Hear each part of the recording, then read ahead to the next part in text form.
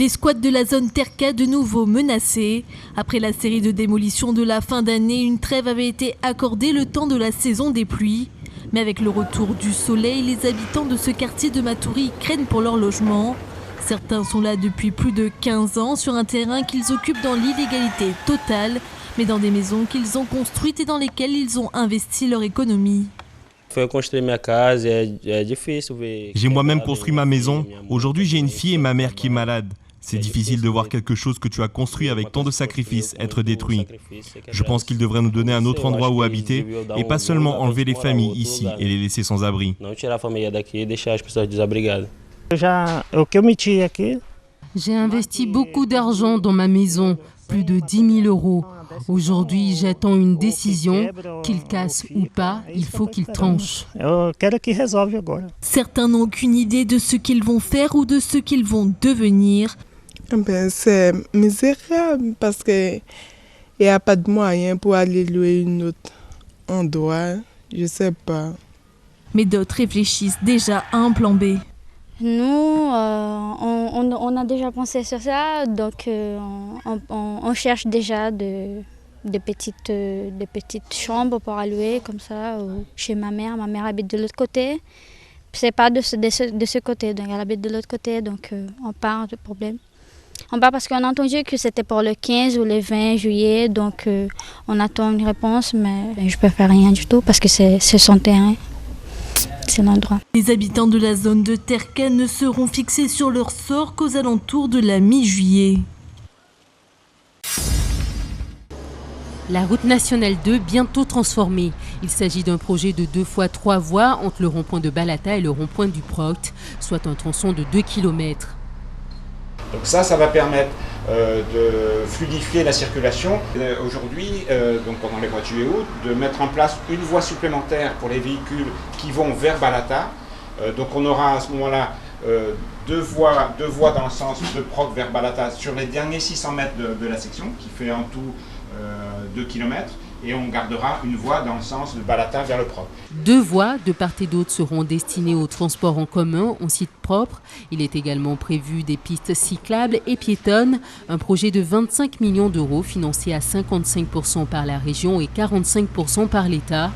Mais pour l'heure, la construction de cette route n'en est qu'à sa première phase. La phase qui est en cours, c'est actuellement le busage du fossé qui va permettre ensuite de remblayer au-dessus de l'ancien fossé et de créer une 3e voie pour descendre sur le giratoire de Balata. L'objectif de ces travaux, fluidifier la circulation qui, sur cet axe, est souvent engorgée durant les heures de pointe. Aujourd'hui, cet axe, en tout cas de la RN2, cette portion, est particulièrement saturé, puisque tous les matins, les usagers qui viennent de Matoury, de Roura ou même de Montignéry, aujourd'hui, ils vont prendre de 1h à 1h45 de bouchons tous les jours. Donc l'objectif premier était bien évidemment de pouvoir fluidifier la circulation, mais également de pouvoir requalifier cet axe-là de manière à favoriser les circulations de part et d'autre de Balata Ouest, Balata Est, Cotonnière Ouest, Cotonnière Est. La deuxième phase des travaux débutera au premier semestre 2016. Il s'agira de recalibrer le pont de la crique Balata.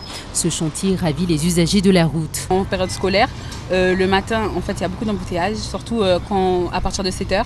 Les enfants qui arrivent à Matoury, quand ils sont à l'école Sorcaine, ils sont en retard.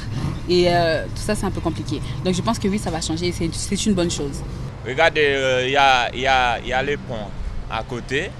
Et il y a Agora à côté, donc c'est tout le secteur qui est en train de développer. Donc ça nous arrange, ça fait du bien de voir que ça change au niveau de la route. Mais les commerçants sont plus mitigés. C'est le cas de ce magasin de meubles qui a ouvert il y a à peine 2 semaines, mais dont l'entrée est bloquée par le chantier, affectant ainsi sa fréquentation. Fin août s'achèvera la première phase de ces travaux. Un répit de 6 mois avant le début de la phase suivante en 2016.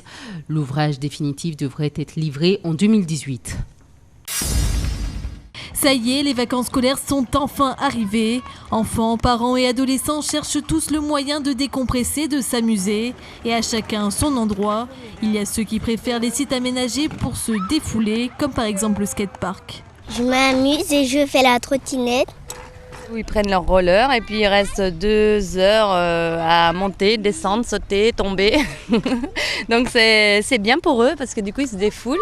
Et puis bon, c'est sécurisé, il y a du monde, des enfants, donc c'est agréable pour eux. De temps en temps, les après-midi, je les amène au skatepark, à la plage. Voilà. Il faut trouver un petit peu d'activité pour eux, pour leur permettre de pouvoir s'amuser dans ces périodes de vacances. Et puis le skatepark, c'est un lieu, je trouve, assez bien placé. Et puis surtout, les enfants, ils arrivent à quand même à jouer. Alors tant mieux. Et puis nous, ça nous permet de faire autre chose aussi en même temps. Et il y a les inconditionnels de la plage qui choisissent de s'y retrouver en famille ou entre amis. En général, on est dans le bloc, dans le quartier, au CAM, quoi. Et puis là, on est venu s'amuser à la plage, tranquillement en train de jouer au football. On est venu se baigner aussi, après, etc., etc. Là, on est à la mer et je m'amuse, on a fait des châteaux et tout ça. Mon papa, il pêche et il a trouvé 2 poissons, un requin et un gros poisson. Et des poissons, il en reste à pêcher car les vacances ne font que commencer. Pour le plus grand bonheur de ceux qui, à la plage, se sentent comme des poissons dans l'eau.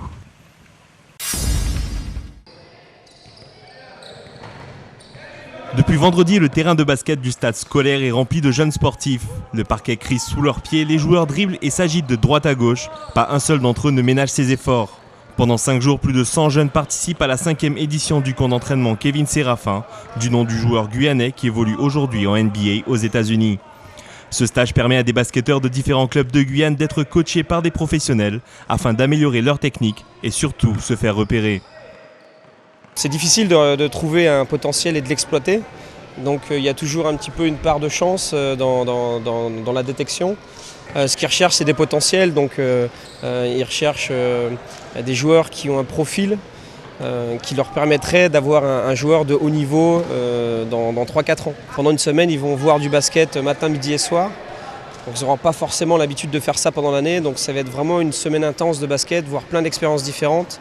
Une chance pour ces jeunes basketteurs guyanais qui rêvent tous de percer dans le monde du basketball. Quel que soit l'âge, ils sont tous motivés. Un gros rêve que j'essaye de réaliser, maintenant ça fait 5 ans que je cherche à réaliser, devenir pro. Et si jamais aller encore plus loin, ou dans le monde du basket, la NBA. Là, il demande plus d'intensité que dans ton club en Guyane ou peu importe. Ça met à forcer à te donner plus à 200% ou même plus haut. Il faut se donner à fond, montrer l'exemple aux plus jeunes qui sont derrière aussi. Pourtant, accéder au monde du basket professionnel n'est pas une tâche facile et demande beaucoup de sacrifices. J'y croyais pas en fait, je savais pas si j'allais partir. Quand on m'a dit que je partais, j'étais déjà contente. Mais une fois arrivée là-bas, c'était dur à l'école, au basket. Mais après, il fallait s'accrocher. Après, il y avait la séparation avec la famille. On était quand même à 8000 km, mais bon après ça allait, une fois qu'on s'est accroché, c'est surtout mentalement qu'il faut tenir, quoi.